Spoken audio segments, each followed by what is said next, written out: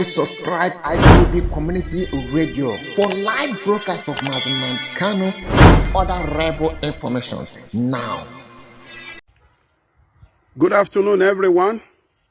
My name is Professor Femi Olufumilade. I'm a professor of international relations and strategic studies with special interest in conflict and security studies. I am passing this message across to President Muhammadu Buhari, the Attorney General of the Federation and Minister of Justice, Abubakar Malami. Both of them, we've been together for a long time as political allies in the days of the defunct CPC and even before then. And even though one is not part of those who can, take decision for the administration, one still feels that one should be able to intervene with pieces of advice when it is most needed. I want us not to view the arrest of Nnamdi Kanu, leaders of ipob, as a thing to gloat or rejoice over, because I want to talk to you as an authority in conflict management, conflict resolution, conflict prevention now. And I'm putting on my cap of conflict prevention presently.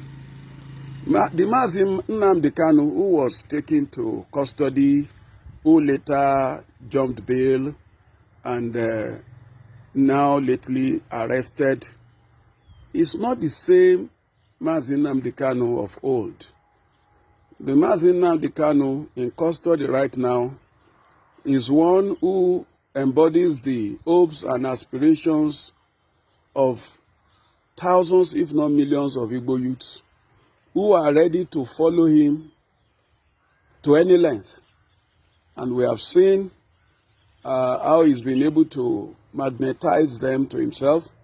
Whether you believe in the logic of the cause he is advocating for or not, the fact remains that he enjoys a huge followership that are consequential as far as peace and harmony, particularly in the southeastern part of Nigeria, is concerned.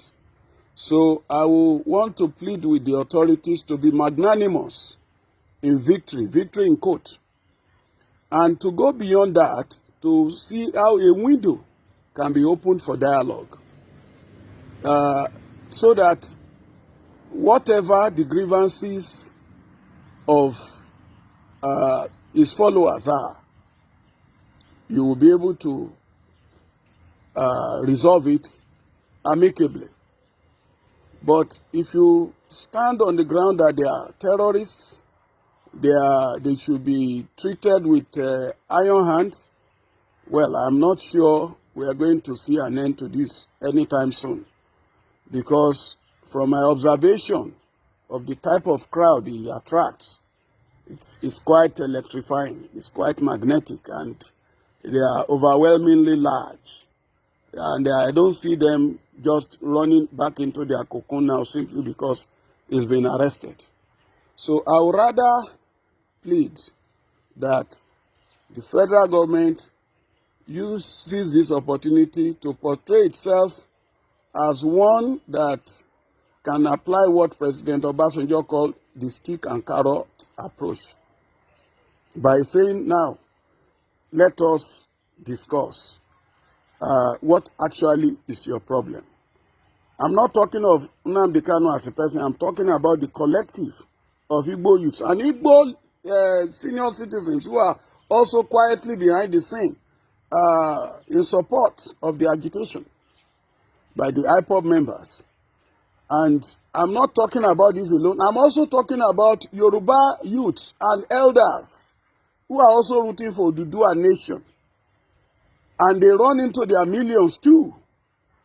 You only need to take a look at the crowd they draw each time they go on the street to protest locally and even internationally. So if anyone sits in a comfort zone and say, these are charlatans, these people don't know what, they don't matter, well, it's like postponing the evil day, because the caliber of Yoruba people that I have seen coming out to protest locally and internationally include professors, lawyers, engineers, top medical doctors, some of them first-rate medical consultants. And I'm not talking of a dozen crowd or a couple of hundreds. I'm talking of thousands, particularly in Western nations. So, President Muhammadu Buhari, this is the time for you to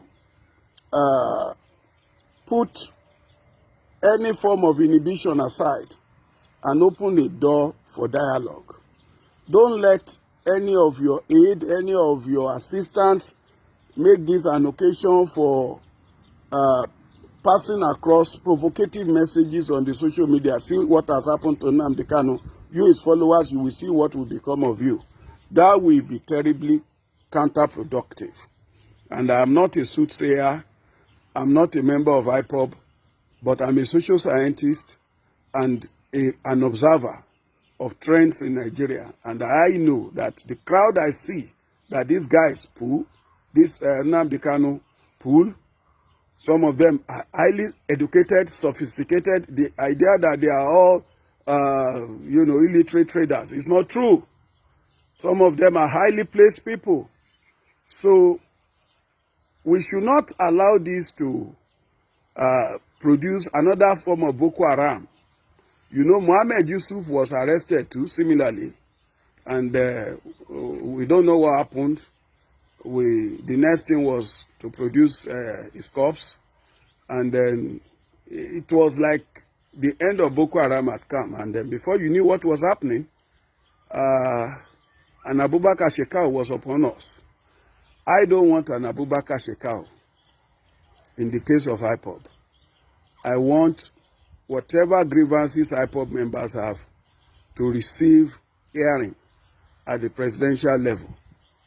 And after all, the Miyetti Allah, despite the atrocities its members are committing across the country, killing, maiming, destroying farms, and they keep talking and defending their people, they have not been taken to jail. Rather, the federal government is talking about reclaiming grazing routes for them. So in a way, federal government recognizes that they have some legitimate claims. And whether the method the president wanted to use to solve their problem is right or wrong, the fact remains that he gave them a hearing and he spoke in a way that will suit their nerves. Why can't President Buhari extend the same to all groups agitating? It's not just ipob. In the east there, you also have Masob before ipob, and Masob is still there.